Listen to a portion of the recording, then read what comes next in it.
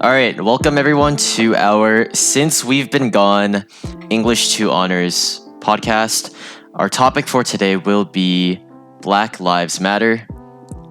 And so, just as a disclaimer, this podcast, the stuff we talk about is dealing with things like racism, so it could be pretty controversial and political. So just as kind of like a trigger warning, but we'll try our best to be as even-sided as possible, I guess, for lack of a better term. Anyways, my name is Samuel Wang. And my name is Siho Choi. Okay, so obviously the biggest Black Lives Matter movement that happened this year, or I guess last year, is the George Floyd incident.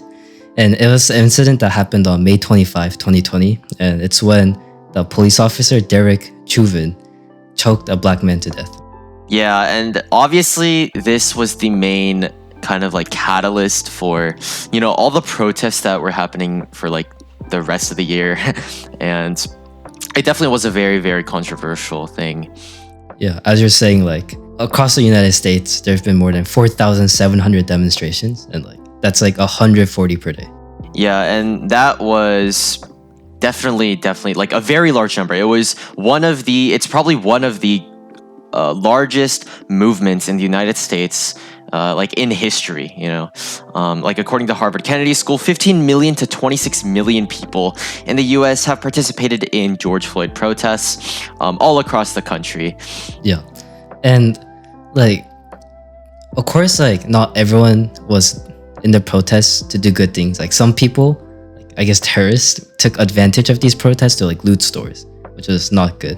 Yeah, they kind of took advantage, and that costed a lot of these companies and local kind of businesses like hundreds of thousands of dollars, and probably cost a lot of businesses like their entire profit. And it was just really brutal, to see that people were taking advantage of this and starting violence through these, which was a lot of the reason why that's there was a large opposition to the BLM movements, not only because they didn't like black people or anything, but because they thought that the BLM protests allowed these terrorists to, set these places on fire, to loot stores and everything. Yeah. And of course, because this was during the time when COVID was pretty bad, it was not good to have a lot of people gather in the same place. Yeah, that's definitely another factor that made the BLM protests a much bigger deal. So going into these protests, as we talked about, not all of them were peaceful, and that there was a lot of police brutality in these protests, which actually made the police look worse because these were early protests to downplay good things police were doing. Yeah, for sure. That happens generally with most groups of people, where one person in that people group does something bad, so it gives off a really bad impression to everyone. Obviously, cops did do very, very bad things. A lot of them were pretty racist, but that doesn't speak for the entire population of cops. Obviously, one person did something stupid,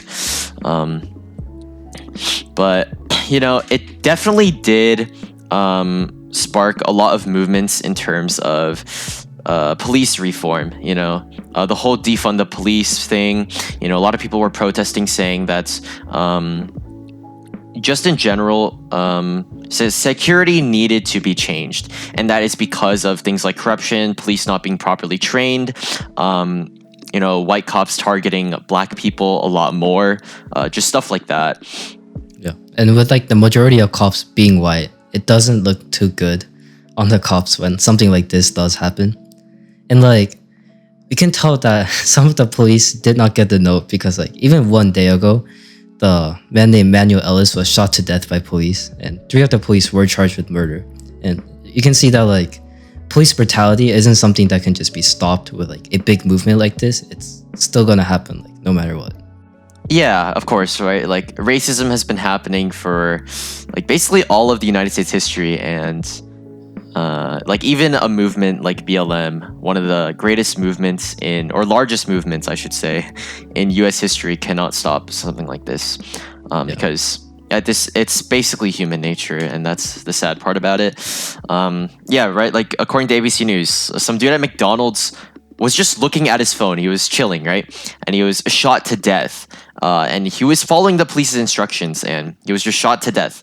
And this happened 3 weeks ago. All right, and so it's definitely still going on, and it's still an issue, and that is actually pretty scary to think about.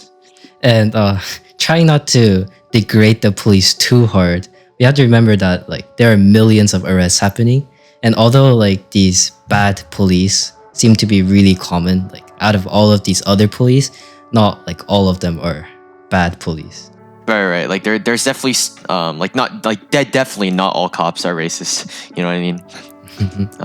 There's a lot of good cops as well. Yeah. Speaking of good cops, these movements did bring good into the world, I would say.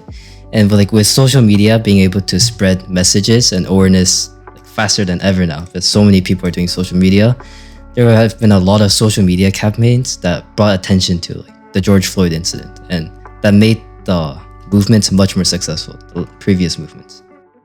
Yeah, for sure. It's not like these Instagram or like Twitter or like these social media movements in general did direct change, but it definitely did spread awareness to a large portion of the population. And like things like, the Instagram Black Square thing and, a bunch of Twitter threads, right? And because of the George Floyd incident, I think many people weren't aware of how bad racism has gotten, I guess. There's a very good amount of racist things going on in the internet and in the real life. And because of that, although it's not really related to Black Lives Matter, it is still a topic about racism, and that's Asian hate. Yeah, Asian hate for sure. That's another one of the really large things that happened recently that has to do with racism. There were people who basically just targeted Asian people. A lot of majority of the reason because of COVID-19, right? COVID-19, everyone was saying it came from China. So their solution, I guess, was just to target Asian people, right? And according to NBC News, in 16 of America's largest cities, hate crimes actually decreased in 2020 overall by 7%, but those hate crimes that were targeting Asian people rose by 150%. And according to Stop AAPI Hate, roughly 3,800 of these hate crimes against Asian Americans have been reported from March of 2020 to April of 2021. Yeah. And these attacks are not just verbal abuse, I guess. 20% of them in 2020 out of 2,800 reported hate incidents were physically assaulted or coughed on, spat on, or discriminated against service related incidents. And that is pretty huge. Yeah, and it's definitely been happening in the past as well, even before COVID. But COVID has definitely increased it by a lot. It definitely fueled these stereotypes, all Asians, they look the same, or every Chinese person is the reason for COVID and stuff like that. But this did actually spark a lot of protests and response from the public, rallies all across the country, in New York, Atlanta, Chicago, and a lot of them were actually held very close by in California as well. Yeah, and all forms of racism, a lot of this stemmed from stereotypes. All Asians look the same, or Chinese people started COVID. And I feel a lot of this was brought into attention because of the George Floyd incident. People were more aware of the racist things happening around the world. And Asian hate did exist before COVID-19, but I think COVID-19 really just made it a lot more present. Yeah, kind of the BLM thing kind of warmed people up to talk about racism. Yeah, but anyways, with that, I think that concludes, today's episode of the podcast. Thank you for listening. Thank you for your time. Yeah, thank you.